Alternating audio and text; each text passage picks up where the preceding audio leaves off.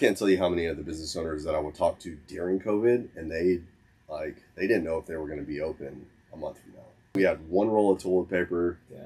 2 girls, 2 guys, no electricity. I was absolutely miserable. The day that I left, I think it was like day 3 or day 4, I left because the sun was out. So I hit 35 and I was like, I'm out of here. I got to get out of here.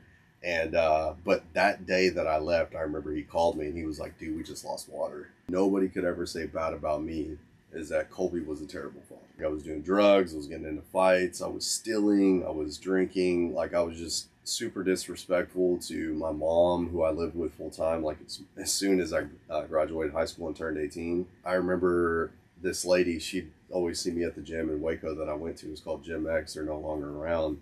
But she was like, are you a SIL? 2013, I was diagnosed with ulcerative colitis because I never forget, I walked into the office that they had in Dallas and there were checks all over the wall, and they were like $12,000, $15,000, $25,000 checks, and I literally felt like I was like in the Wolf of Wall Street scene. I remember me and the mother of my son had just broke up. I was like, dude, I would like rather die than stay here for my entire life. But my parents never supported me.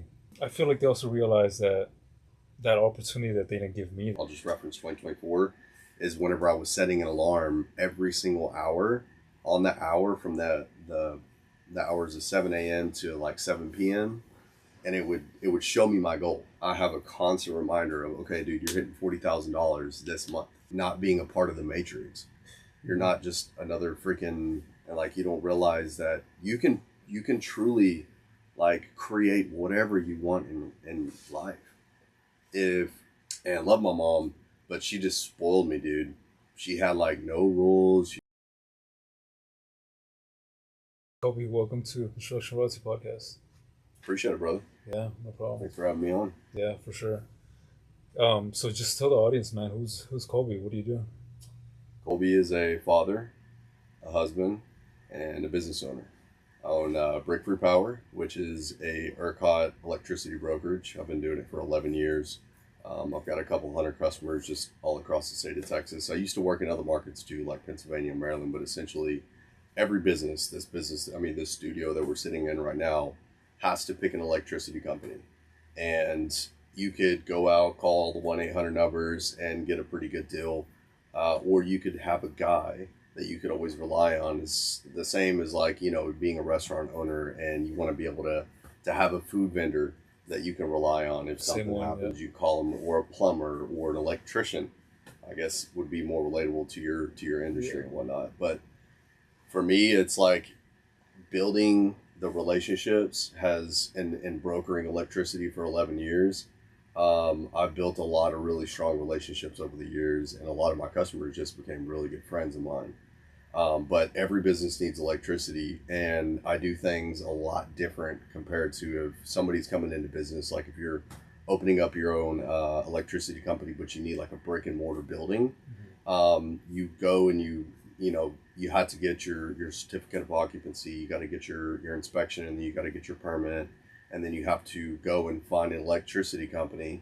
And most of the people that I've run into are just completely asleep at the wheel. I mean, you have people moving here every day to Texas that they don't know what's really going on, and they'll kind of just Google electricity plans for my business or something, and they end up getting a bad deal.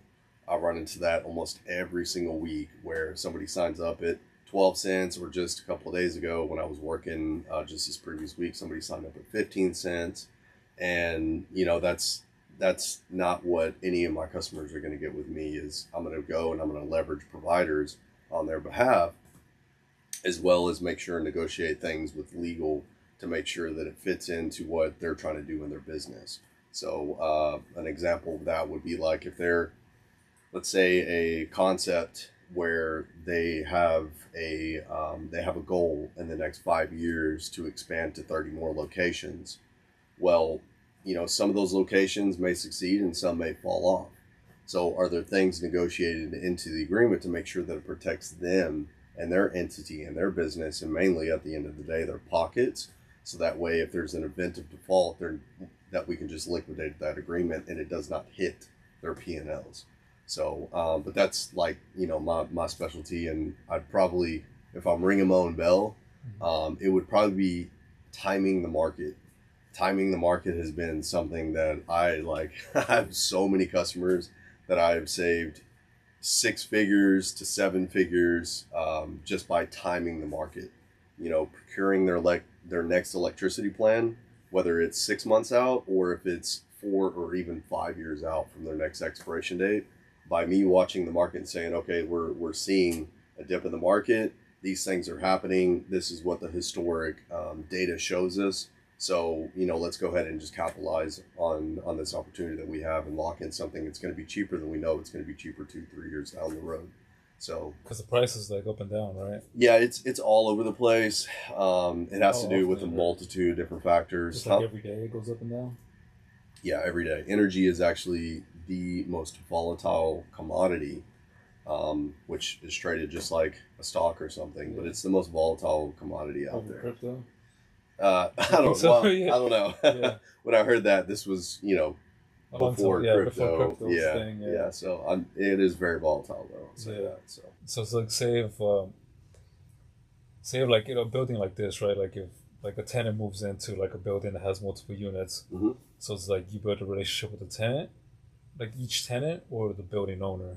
I would build a relationship. I mean, if the tenant knows me and I know the tenant, or I have a customer or friend that knows a tenant that's moving into a building, then my relationship would be directly with them. But usually, like me dealing with privately held real estate companies or holding companies and whatnot, they have a portfolio, they have assets. So I set up something with them where if they have a tenant that moves in, they say, hey, this is our guy that handles it, give him a call. Yeah. He'll hook you up. Okay. So that's when I would deal with the tenant. But usually, I mean, always, I don't want to just deal with one tire. I want to deal with the whole vehicle, which would be the landlord or the owner.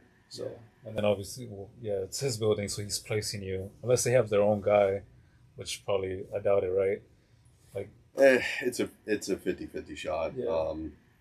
I would say that I believe that our market is less saturated now than it was pre-COVID. Because I think when COVID happened, it was very weird. It was very uncertain. Businesses were shut down.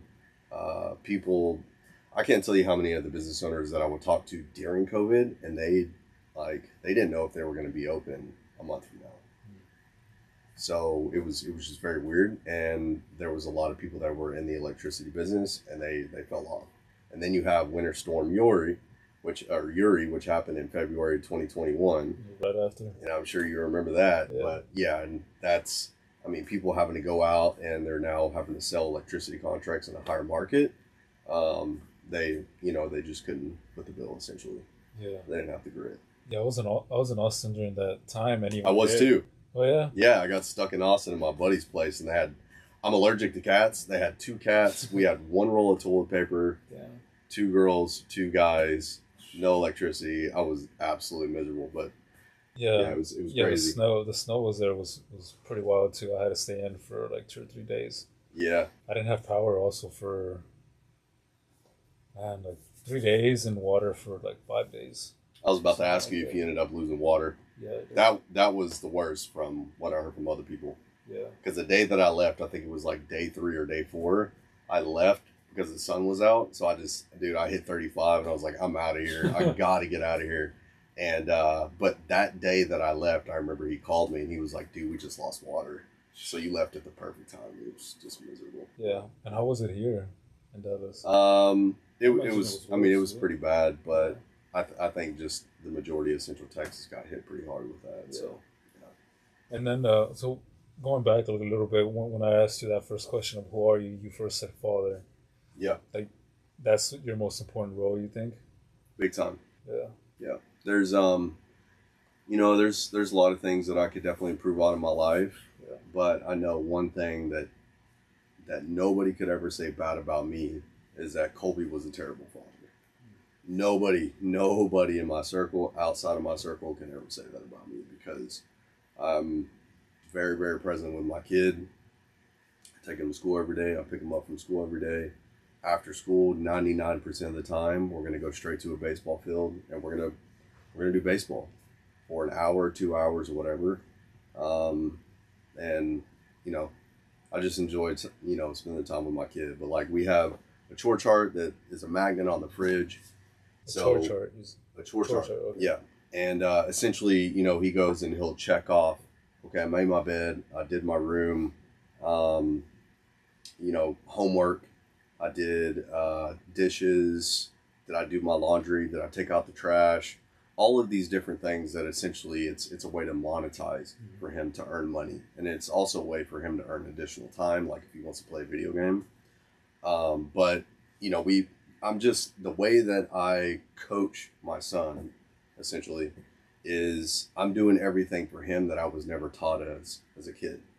And it's pushing him into sports, or not pushing him into sports. He loves sports, but always leaving that open for him to choose a sport that he wants to play and keeping him active, but also teaching him the mentality that we've had to learn.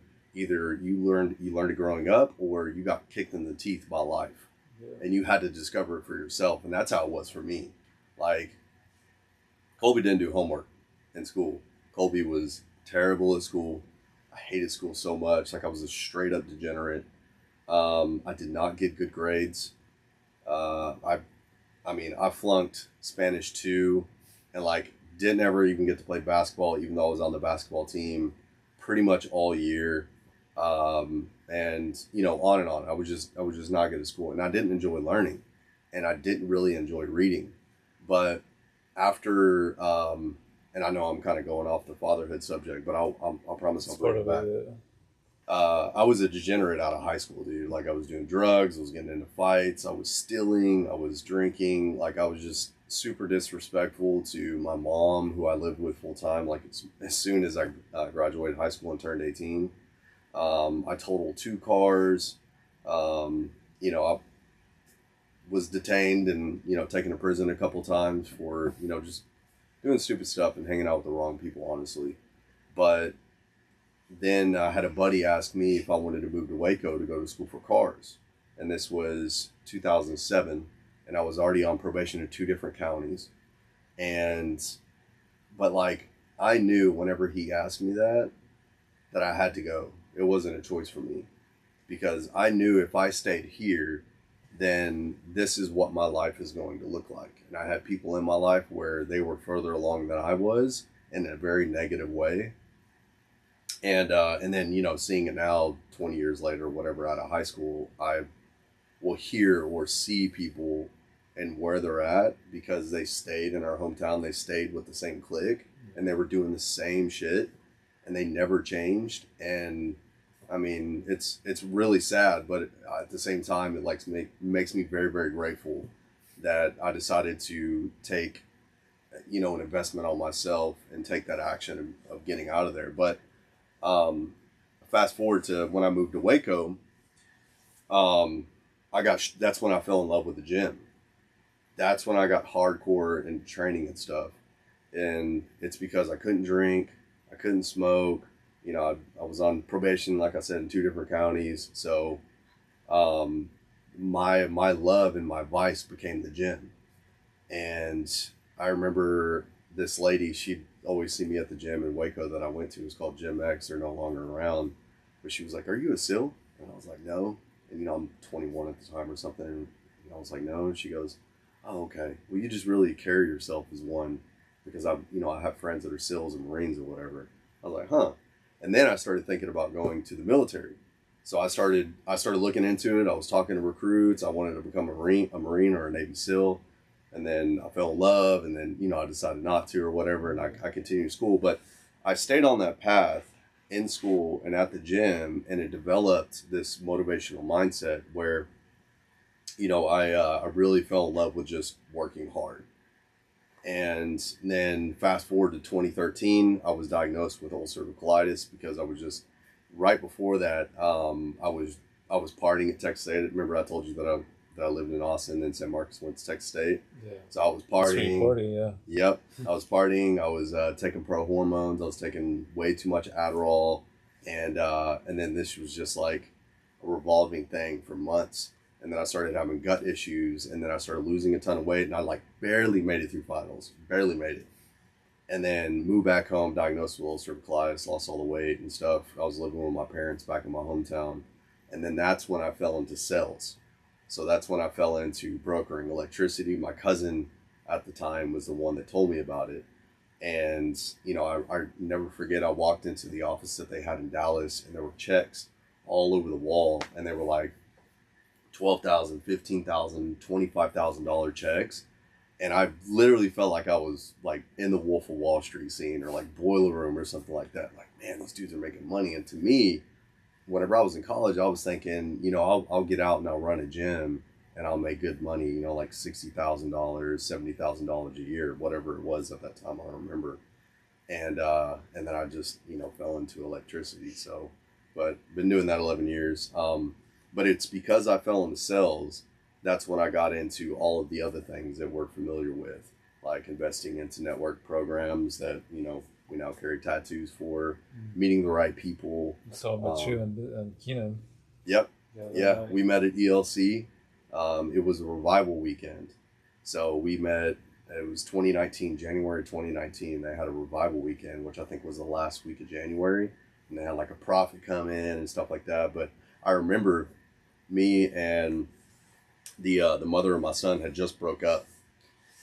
And I remember I go into church, and I'm like kind of up at the, you know, the top rows or whatever, because I came in by myself, and the row that I fit into, there was another group of people over here, and it was Keenan that was kind of in the middle, and he was like, "Hey bro, do you want to come sit next to us?"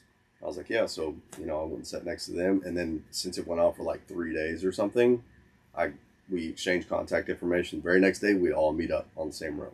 Very next day, we all meet up on the same row. And but yeah, that's how we met up. But I fell in love with Pastor Keith in 2017, which ironically, Small World is also the mentor for Stuman, and you know, we met each other through Apex and stuff like that. So that's crazy. Yeah. And when we were talking, like me and Keenan just had this conversation too, where it's like people that you grow up around, like they stay in that like little circle of hometown, right? Yeah. And they're comfortable and they never leave. Yep. And like he mentioned that he left and he was like bouncing around. I left the Valley and I was like, I moved to Houston and then Austin because I just wanted to leave. Yeah. You know, and like we all three of us knew that if we stayed there, like we would end up like everybody else. For you. Yeah. You know, nothing comfortable, like not achieving what we want out of life. You know, because you see Instagram, you see Facebook, you see all these people that have everything. You're like, oh, I want more too. Yep. You know, and it's like a lot of people just be like, oh, that's not for me. Yeah. And they just stay there. But we look at it, we want more. You know, where do you get it? How do you get it? Yeah. You know, so we had that desire to leave when a lot of people just, you know, they're comfortable there. Mm-hmm. You know, and you said that it's like, it's sad, but you're grateful. Yeah. I said the same thing with Heenan. I was like, it's sad that they want to stay there, but, you know, I'm grateful, and I know you're grateful too that like we're able to leave, or one we of the wanted best to leave. decisions I've ever made for myself. Yeah, for sure. Yeah, that's like one of my things too. Even in high school, like I just wanted to leave. I want to get the fuck out of there. You know? Yeah. I was like, dude, I would like rather die than stay here for my entire life. Yeah. You know, because people, like, they're born there. They're born there. Their vacations are to South Padre Island. Like they just go straight to the beach. Oh yeah. You know, they come back, but it's like the same area. Yeah. You know, they don't have. And that was mine too. You know, growing up, is like that was my vacation. You know, besides that, like we never went anywhere. Yeah. You know, so it's So when did you graduate high school? And when did you leave Padre? Or I'm sorry, the Valley. High school graduated 13. 13. Okay. 2013 graduated, and then so I wanted to leave right after for college. Yeah.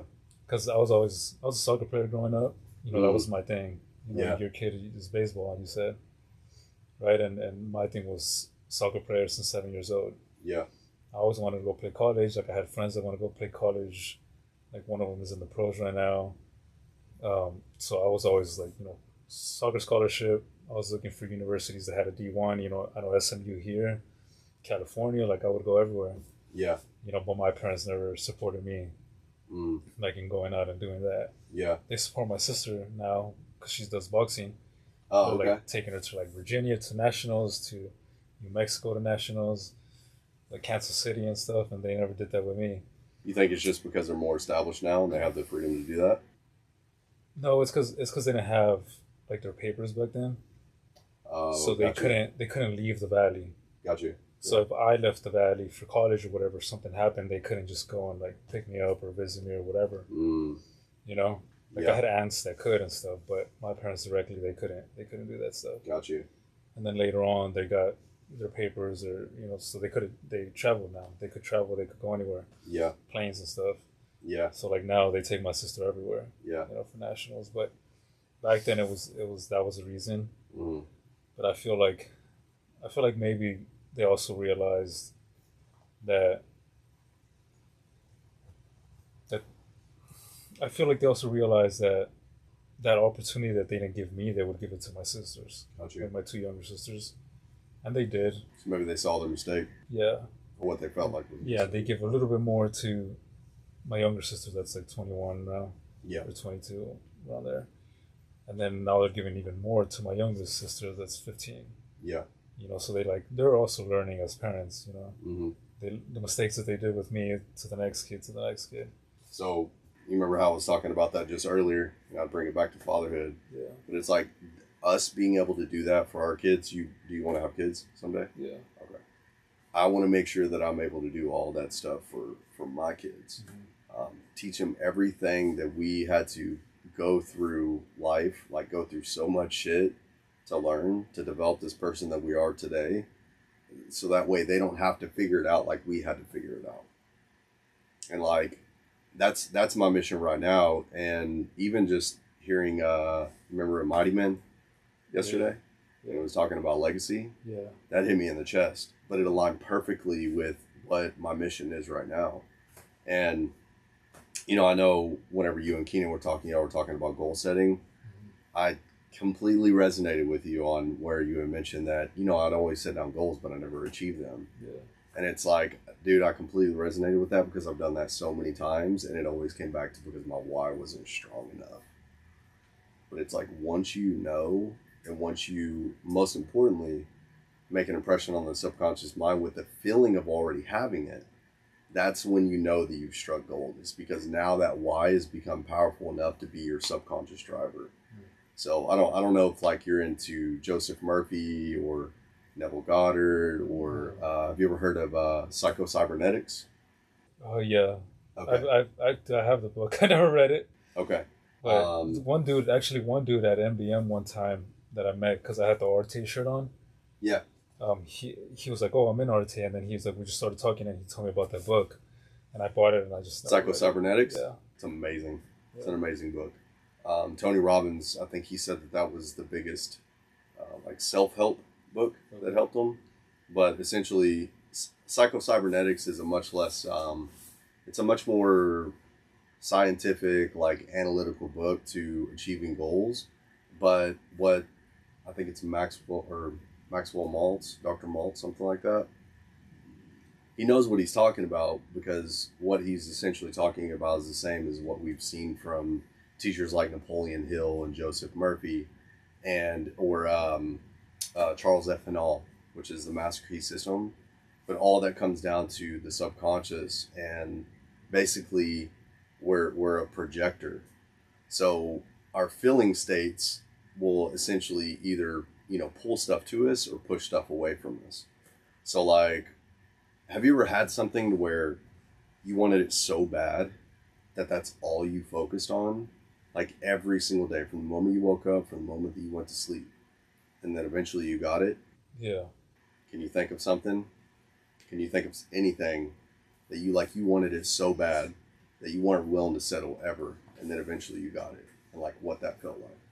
That was, I mean, it wasn't like a particular thing, but I think it was just like my personal development. Okay. Like in 2019, I found Andy Frisella, Yeah. and then 2020 was when I started doing I'm like, fuck it, I'm doing 75 hard. Yeah. I'm going all in, bro. Like I'm waking up at 4 in the morning every day, to workouts a day. And I failed a couple of times, and then eventually like I got it, Yeah. all the way through. But it was just like that desire of like just finishing the program and the desire of like getting better, Yeah. like reading books, going out for a run, lifting, like all that Yeah. stuff, and then still working, You know, that's all I was doing. So it was like that year, the 2020 year, was like the like what fucking just like Nothing was going to knock you off of it, right? no. So you found your why in that. You found, like, you at that point you didn't need external motivation anymore, right? Yeah, no. Like the why that you felt, that feeling that you felt, the emotions with it, made such an impression on your subconscious mind, and like that vision that you have for the future, to where now at the same time you also became a magnet for the things that you desire. And like, if we're to reference scripture, Romans 12:2, do not be conformed to the patterns of this world, but be transformed by the renewing of your mind.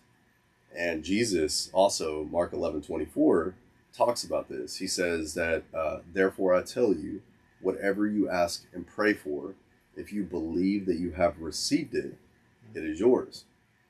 And then there's another one, I think it's in Matthew 6:6, but for he who hath, more will be given, and it will be given abundantly, but he who hath not, even what he has will be taken from him. So it's essentially, it's what Jesus was saying was that we've got prayer all wrong.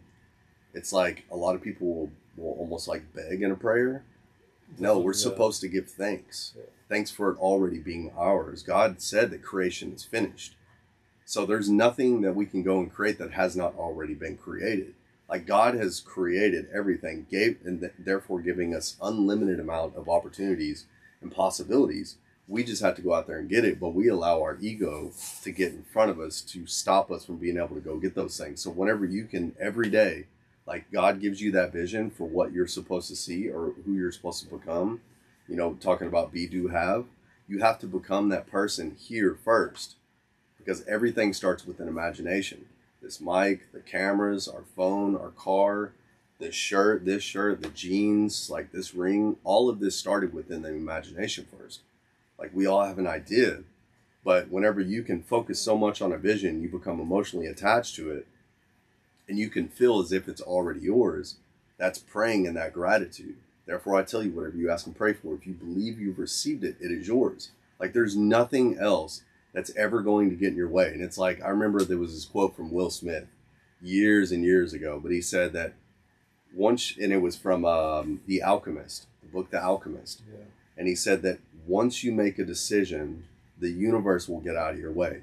So you made that decision that no matter what, I'm going to finish 75 hard. And you had a vision for that person, that man that you're going to become at the end of day 75, right? And like that emotional attachment, that emotional feeling that you have made an impression on your subconscious mind.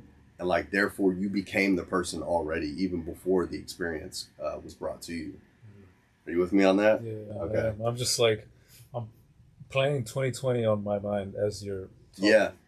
And I'm like, yeah, I see it. Like I see why. Yeah. That's why I went through So it. this is my jam right here, bro. You I can tell because yeah. you know I'll start getting hot and everything, but Yeah. like my jam is like, how do we find that all the time, every single year, not just January 31st and January 1st when we say that we just won something and then write it down and then we don't ever achieve it. It's like, how do we want it so bad? How do we make that why so strong that nothing else is going to deter us? Nothing else is going to get in our way in order to hit that ideal life, that ideal goal that we have set in mind. You know, and we see other people that have all of this stuff, you know, like an Andrew Tate or, you know, I don't know, whoever, Ed Milet, Tony Robbins or whatever. Like, what was it? What kind of questions were they asking themselves to make that why so strong to where they felt it? They felt what it was like to already have those things, and therefore, like, they didn't need external motivation to keep going at it every single day. So Yeah, and so once you find it, or once somebody does find it, right? Like nothing can stop them, and say they do get what they're looking for, or they last a year, a couple of years like that. But say they do fall off, or maybe they slip for another year or something. You know, something changes in their life where they're not completely falling off, but they're, you know, like they fell off and they're like trying to get back up. yeah, Like, why do you think? they forgot their why. Straight up, they forgot their why. Like, if you're not keeping it in front of you every single day, like Dr. Maltz talks about in Psycho-Cybernetics, or Earl Nightingale, The Strangest Secret, Tony Robbins, like all these guys that have been talking about this stuff for over 100 years, if you don't keep it in front of you every day, then you're just drifting off at sea in a boat without manning the helm. But I think that's where I have fallen off over the years so many times, is because I did not keep that ideal life, that vision, and that goal in front of me every single day. Looking at it when you go to bed, looking at it whenever you're waking up in the morning, throughout the day. And it's funny because every time that I would hit my goals, just here in this past year in 2024, and then there were other times as well, but I'll just reference 2024, is whenever I was setting an alarm every single hour, on the hour from the hours of 7 a.m. to like 7 p.m., and it would show me my goal. It would show my goal every time that alarm went off. So no matter what's going on, like no matter how hectic the day is or slow or whatever, yep, I have a constant reminder of, okay, dude, you're hitting $40,000 this month. So. And what's that for you? Is like that grand vision that just keeps you going. That's so crazy you asked me that, because my son asked me that this morning in the car after church. He said, what is the biggest thing that you want, or something like that? And my son, he'll ask like very just random questions, like last night, what's your favorite food that you dislike? I don't know, just all this random stuff. But I found it kind of weird that he asked me that, and now you're asking me that. But I'll tell you what I told him, and I said that my family is happy and healthy. And then before I told him that we get to do whatever we want, wherever we want, and whenever we want, because we have money work for us and we don't work for money. And that also that my family is happy and healthy. But yeah, I've like at one point in my life wanted the Lamborghinis, wanted the big house, like one of the stuff that we see on like social media and YouTube channels. But honestly, I don't give a shit about any of the material stuff anymore.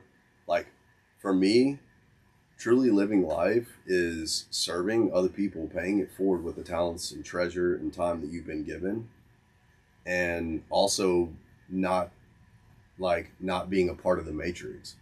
You're not just another freaking an NPC or whatever, that non-playable character. Yeah. Like, dude, I can't tell you how many times I'll go to the store or I'll go wherever, and like, you ever just people watch people? Yeah, all the time, bro. Even at church, I'm just like looking around, just like watching everybody. Bro. So it was like I'm watching, like if maybe you were there, Keenan was there, like somebody that I knew. Mm-hmm. I was like, oh, maybe Thomas is here, because I didn't do the podcast with him yesterday. But I'm like, maybe he just showed up, and I see him, go say what's up or whatever. Yeah. But like I'm always watching people. Yeah, dude. But I'll just be watching people sometimes, or I'll see people's comments or their posts on Facebook and stuff, and it's like, I used to be that person, like, where the blindfold hasn't been removed, and like you don't realize that you can truly like create whatever you want in life. If Jeff Bezos in 1999, you ever seen the image of Jeff Bezos when he was building Amazon? Yeah. And dude, I mean, look at him now. He's like the second, third richest person in the world. I'm not saying that to become the richest person in the world, but that just shows that imagination creates reality. It all starts with a thought and an idea. But I think we all have those thoughts and ideas, but I think most people are just held back big time by fear, by guilt, by shame, by depression, disappointments, anger, frustration, all these things that create lenses from us being able to see as our true self. But it's like, once that blindfold is taken off, and you realize that everything that's in your life right now, you created, whether you wanted it or not, that's when you start to wake up a little bit. And then you start asking yourself more intelligent questions. Because intelligent questions are going to lead to what? Intelligent answers, right? So I don't know if I went off on a riff there, but... Yeah, no, it's good though. Yeah. Like, well, you mentioned like psycho-cybernetics, but I'm guessing you read like a lot of like the old school books. Yeah, Like that one. yeah. The past couple years, I went back to some pretty old stuff. Like I mentioned Neville Goddard. I've got his 10 book collection. It's like this freaking thick. Yeah. But Feeling is a Secret, Freedom for All. Dude, those books, yeah, like those old school books, dude, they're like they're on point. Yeah, the Master Key System. You know that was the book that Bill Gates read, where he dropped out of college and went and opened up Microsoft, right? No, I don't know that, but You know what it's about? no. Subconscious mind. Yeah. And it talks about how essentially our subconscious mind, those impressions that we make, are projected into three-dimensional reality. But that's a whole nother rabbit hole. I don't know if you want to go down that one, bro. Yeah. Yeah, But- like I've read a few old school books, but I can tell like everything that you're speaking of, like every, quote that you say, and like I've read in a few like Napoleon Hill books, Yep. Outwitting the Devil and Think and Grow Rich, and Yeah. like there's a few other ones that he has. I know the other one, what's that one? The Win Friends and Influence People. Yeah. Like like those. Yeah. old school, Carnegie. yeah. Or Carnegie. I don't actually know how to say his last name because I've heard Carnegie, two I different think. things. Yeah. Yeah, like all those. I read one time that the Outwitting the Devil one. Have you listened to Yeah, that it's one? Napoleon Hill, right? Yeah. Yeah. Have you read it? I've listened to it on audiobook. It talks about one thing. It's like in 1936 or something like that. They wrote it, and it talks about like how the school system's just fucked up. Yeah. The school, like if it described today's school system, dude, like on point to the T. Yeah. And when I read it, I was Funny like, how that holy works shit. out. Yeah. Yeah. I was like, holy shit! Like when was this? When was this written? Yeah. It was like 1936 or 37 or something like that, and Yeah. I was like, dude, like these guys had it figured out, They do. And I can tell that you listen to these people's advice because they're like the masters at that. Big time. You look at the fruits of life as well as other people that have went through and actually understood their teachings, Yeah. and you look at the fruits of their life, what they figured out. So Going back a little bit, like I know now, and everybody listening or watching now, they understand that the most important thing for you is to be a great father. Yep. But how were you growing up? How was your father? my dad was amazing, man. My dad was my best friend. He was the only one that was stern with me. My family owned a furniture store for 52 years in McKinney, Texas. And, most of the time, whenever I was with him, I was at the store. He was introducing me to people. I had really blonde, curly hair when I was a kid, believe it or not. And so, he was always introducing me to people. And I remember the women, they were like, oh, you have such beautiful hair. And I hated it as a kid. Yeah. But, I was forced to shake everybody's hand and, look them in the eye. Yeah. So, I understand. I think that's why I was able to fall into electricity and do so well, is because I was already used to talking to people. And I wouldn't say that I'm the most social person or that I'm an extrovert, because I would say I'm that person that's right in between. And my wife totally agrees with that. Like, if I want time by myself, dude, I'm totally cool just chilling, not talking to anybody. But if I go out, I'm totally cool with talking and chopping it up with other people. But, my dad was amazing. He was there for me present, but my parents got divorced at 9, and then I was doing half week dad, half week with my mom, and loved my mom, but she just spoiled me, dude. She had no rules. She didn't make me do homework. She didn't make me do chores. Even after high school, whenever I was smoking dope and drinking and bringing girls over and stuff like that, she didn't care. She never did anything. She never told me to stop or whatever, and I found out in the past few years that I held a ton of resentment towards her for that, because I needed somebody to basically kick my ass at that time. And at that time I had also moved out of my dad's house, so I didn't really have my dad as a father figure there at that time. So, but growing up as a kid, man, he was awesome. Yeah. So. Yeah, I asked because I know there's a lot of people that don't. I mean, it's like that alcoholic father, right? Like the story. Yeah. Where it's two brothers were raised by an alcoholic father. One turns out his dad, and the other one's the opposite because the way that his dad was. Yeah. So I was just wondering how you grew up, because you're so focused on teaching your kid, not like giving them, stuff or money or whatever, Yeah. making them work for it, like just giving them the lessons that you learned further along the journey Yeah. that you wish that you knew when you Yeah. were his age. So I was just wondering, like, how you were raised. Like, were you liking that growing up, or like, did you have some of that growing up?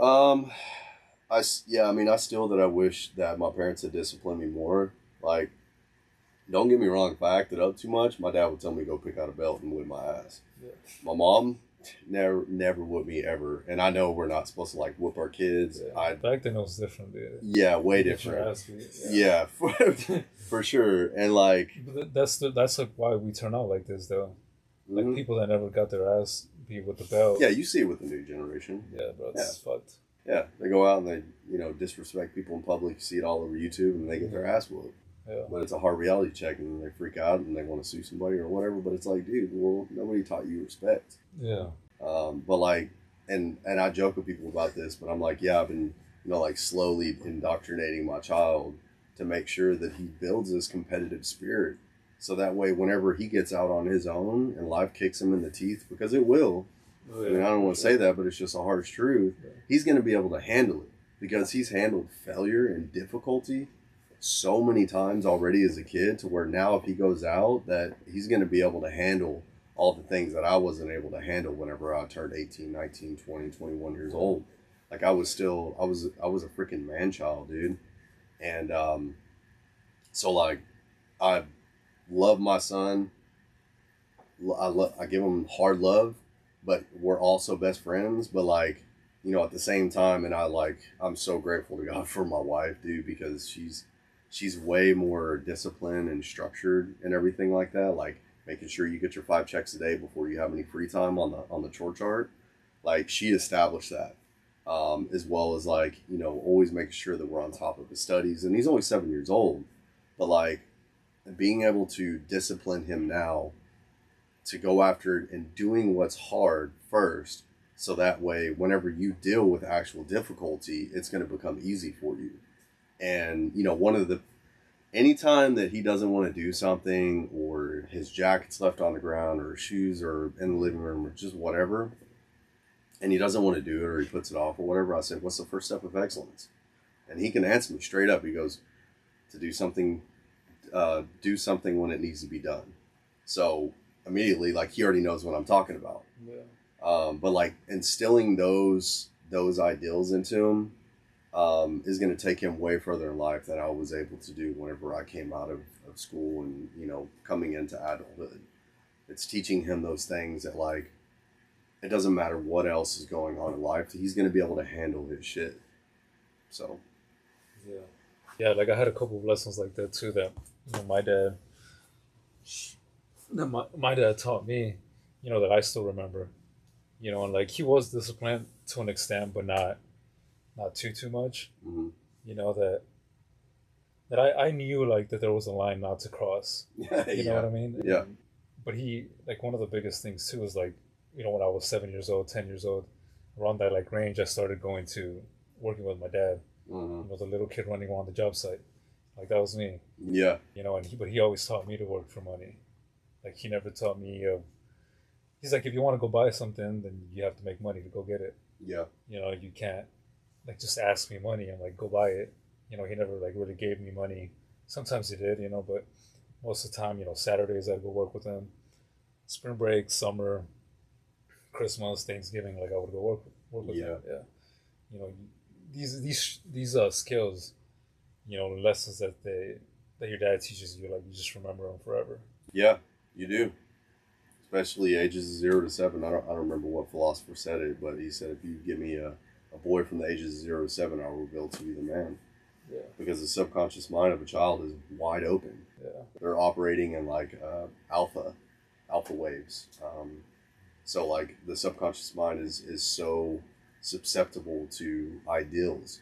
And I mean, most of the stuff that we know today came from whenever we were a kid, like what you saw with your dad, what I saw with my dad, et cetera, et cetera. Even the beliefs that we have about ourselves. They either help us or hold us back. Yeah. And what do you think, like being in the construction industry and stuff, or just being in like that kind of like sector, right?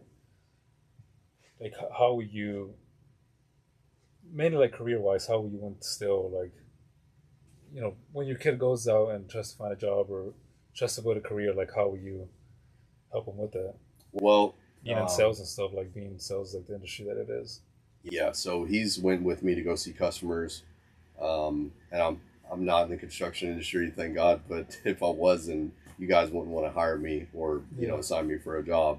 But with retail electricity procurement, it's for him. It's more so just teaching him about business and entrepreneurship. So like the school that he's been going to, um, that's what they do. They develop young entrepreneurs. It's, I guess you could say, it's like a private school or something. But they teach stoicism. Like they teach start with failure. So they let them make their own mistakes and they don't give them the answers to whatever solution that they're looking for. They're not called teachers, are called guides, but they'll help guide the child or the hero to finding the solution to their own problems. So that's what I'm doing is teaching him about entrepreneurship, growth mindset, and letting him fail. That's a part of that thing that I was talking about earlier. Is like if you can teach him all how to deal with the difficult stuff now, and by the time he's ready for adulthood, like dude, all of his buddies and stuff like that, if they get if they fall down, are they still gonna hold their knee and cry like Peter Griffin on Family Guy, or they gonna hop right back up and be like, it's just pain. Pain is temporary. Like I have to go after this thing. Yeah. So What school is that? it's called Acton Academy. Acting again. Yeah, ACTON. It's founded by a Texas billionaire. Okay. So yeah. Which one? Gosh, it's been so long. I mean, you could as soon as you look up, it's Jeff something, but ACTON Acton Academy. I think it's a franchise, so they're popping up everywhere. Okay. Yeah. Yeah, that's like I always say, like I don't know if I'm gonna like homeschool my kids or something.